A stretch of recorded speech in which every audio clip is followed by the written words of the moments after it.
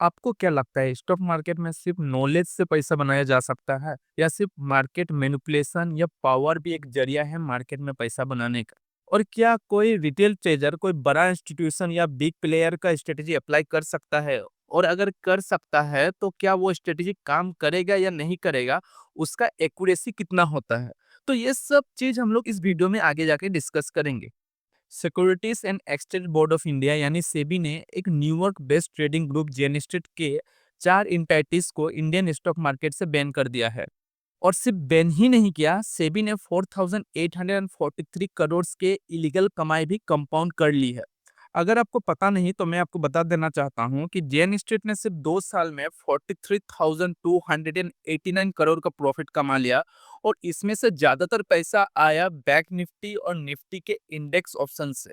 सेबी के interim order के according जेन street ने कम से कम 18 एक्सपायरी डेज पर स्टॉक मार्केट को मैनिपुलेट किया। उन 18 दिन में से 15 दिन बैंक निफ्टी के थे और 3 दिन निफ्टी के थे। तो चलिए समझते हैं जेन स्ट्रीट अपना प्रॉफिट बनाने के लिए कौन सा 2 बड़ी स्ट्रेटेजीज अप्लाई करती थी। पहला है इंट्राडे इंडेक्स मैनिपुलेशन। ये लोग क्या करते, ये लोग सुबह सुबह बैंक निफ्टी में एग्रेसिव लॉन्ग पोजीशन लेते थे और साथ ही इंडेक्स ऑप्शन में शॉर्ट पोजीशन बनाते थे। पुट्स बाय करते थे और कॉल्स बेचते थे। फिर दिन का एंड में ये लोग अपने स्टॉक्स और फ्यूचर्स के पोजीशन रिवर्स कर देते थे, जिससे इंडेक्स नीचे गिरता था। इससे क्या फायदा होगा? इससे ये फायदा होगा कि जो इन्होंने इंडेक्स ऑप्शन का पुट ऑप्शन में बाय कर रखी थी, जैसे ही मार्केट गिरेगा उनको वो पुट ऑप्शन में प्रॉफिट बहुत ही जबरदस्त होगा।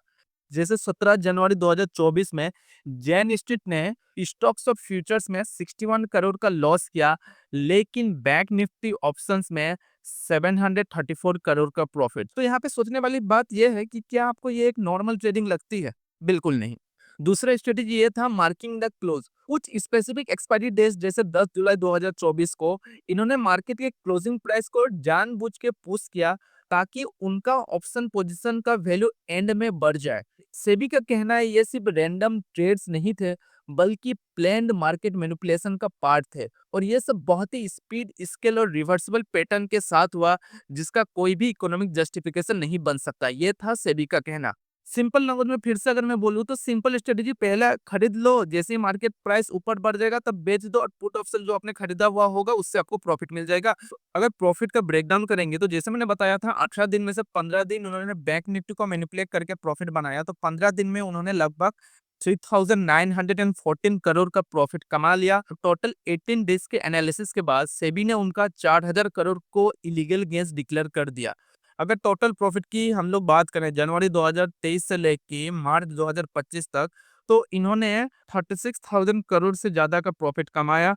और इसमें से 43,000 करोड़ इंडेक्स ऑप्शन से आए थे, जबकि उन्हें स्टॉक्स फ्यूचर्स, इंडेक्स फ्यूचर्स और कैश सेगमेंट में 7,687 करोड़ का लॉस हुआ, क्योंकि ये सब स्टॉक्स वो बाद में बेच देते थे लॉस में ही जानबूझकर, ताकि मार्केट गिरे और पुट ऑप्शन बढ़ जाए, जिससे उनको 36,000 करोड़ का लगभग का प्रॉफिट हुआ था। अभी आपका मन में एक सवाल होगा, क्या रिटेल ट्रेडर ये स्ट्रेटेजी अप्लाई कर सकता है? और अगर कर सकता है तो ये स्ट्रेटेजी फेल होना या सही होने का एक्यूरेसी कितना है? तो चलिए इसे समझते हैं हम लोग 2 पॉइंट से। तो पहला कंडीशन ये है, जब सेबी या दूसरे ट्रेडर्स को ये स्ट्रेटेजी समझ आ जाएगा तो ये स्ट्रेटेजी काम नहीं करेगा। सेबी के पास सर्विलेंस कैमरास जैसे टूल्स होते हैं जो लाइव ट्रेड्स ट्रेड करते हैं, मतलब कौन क्या ट्रेड ले रहा है, कौन सा ट्रेड में वो बेच रहा है, सब कुछ सेबी को पता होता है। अगर उनको लगता है कि कोई बार बार सेम पैटर्न में प्रॉफिट कमा रहा है तो वो तुरंत एक्शन ले सकता है। या फिर दूसरे भी बड़ा ट्रेडर्स होते हैं मार्केट में, जिसको लग जाता है कि एक इंसान है जो बार बार सेम डेज पे सेम पैटर्न को अप्लाई करके प्रॉफिट बना रहा है, जैसे थर्सडे के एक्सपायरी डेज पे ये बंदा यही गेम खेलता है।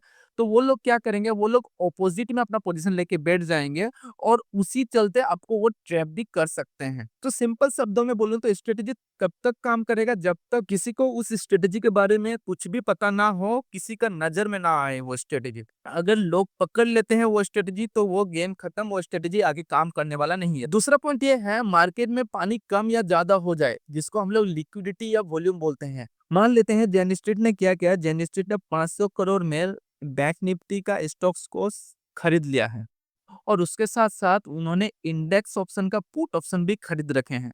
और ये लोग ये सोच रहे हैं कि मार्केट का एंड में जाके हम लोग जो खरीदे हुए बैंक निफ्टी का स्टॉक्स है उसको बेच देंगे, जिससे मार्केट गिरेगा और हमारा इंडेक्स ऑप्शन का पुट ऑप्शन में हमें प्रॉफिट होगा। लेकिन कोई बड़ा ट्रेडर्स जैसे मान लेते हैं एफआईआई हो गया या डीआईआई हो गया, अगर उन्होंने ये प्लान को समझ लिया और पहले से उन्होंने 1000 करोड़ का बैंक निफ्टी स्टॉक्स खरीद लिए और इसके कारण अगर बाद में जेन स्ट्रीट अपना 500 करोड़ का बेच भी देते हैं तो कोई फर्क नहीं पड़ेगा, क्योंकि ऑलरेडी 1000 करोड़ का वहां पे खरीदा हुआ, तो उनका पुट ऑप्शन इंडेक्स ऑप्शन का पुट ऑप्शन जीरो हो जाएगा। तो इसमें सेबी का क्या कहना है? सेबी का एक स्ट्रांग मैसेज है, मार्केट मैनिपुलेशन बर्दाश्त नहीं किया जाएगा। लेकिन सवाल ये उठता है, क्या सिर्फ पेनल्टी से सिस्टम सुधरेगा या नया रूल्स या टेक ड्रिवन सर्विलेंस लाना पड़ेगा? क्या आपको लगता है ऐसे मैनिपुलेशन से रिटेल ट्रेडर्स का ट्रस्ट मार्केट पे बना रहेगा? अगर एक फॉरेन फर्म मार्केट मैनिपुलेट कर सकती है तो इंडियन रेगुलेशन और सर्विलेंस कितनी मजबूत है?